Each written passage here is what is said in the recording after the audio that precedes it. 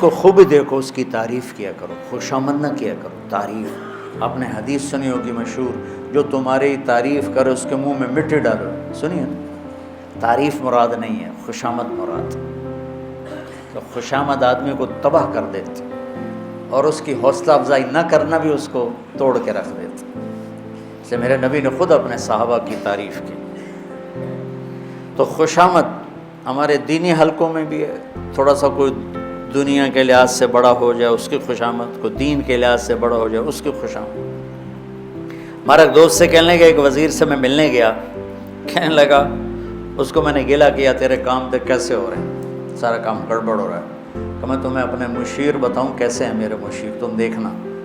کہ جب ایسے میرے مشیر ہوں گے تو میں خواب کام کروں گا۔ کہ کیا دیکھنا؟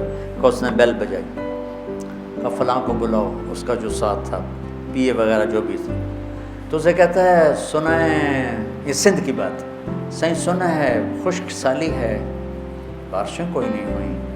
ہاں سائیں، دیہات اجڑ گئے، پانی کا قطرہ نہیں ہے، لوگ بھی تھر کے لوگ بھی مر رہے ہیں۔ جی آپ نے سائیں سچ کہا ہے۔ شیو لے گئے، بیل بجائے، دوسرے کو بلاؤ، وہ آ گئے۔ سائیں سنا ہے بڑی بارشیں ہوئی ہیں، بڑی ہاں سائیں طوفان آئے پڑے، جانور چب بہ گئے، گھر بہ گئے سائیں، دیہات تباہ ہو گئے سائیں۔ انہوں نے کہا یہ میرے مشیر ہے، میں کیا حکومت چلا۔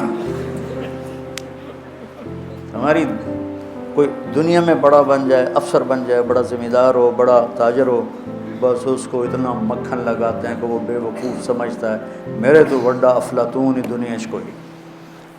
اور جو کوئی دین میں بڑا ہو جائے تو اس کو اتنا مکھن لگاتے ہیں وہ سمجھتا ہے آج کا جنید بغدادی میں ہی ہوں۔ تو یہ دھوکہ نہ دینا کسی کو۔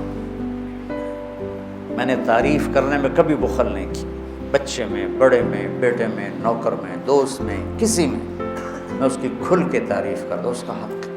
خوشامد نہیں کی زندگی بھر، اور تعریف میں بخل نہیں کیا، خوشامد کے قریب نہیں گیا۔ یہ منافقت ہے۔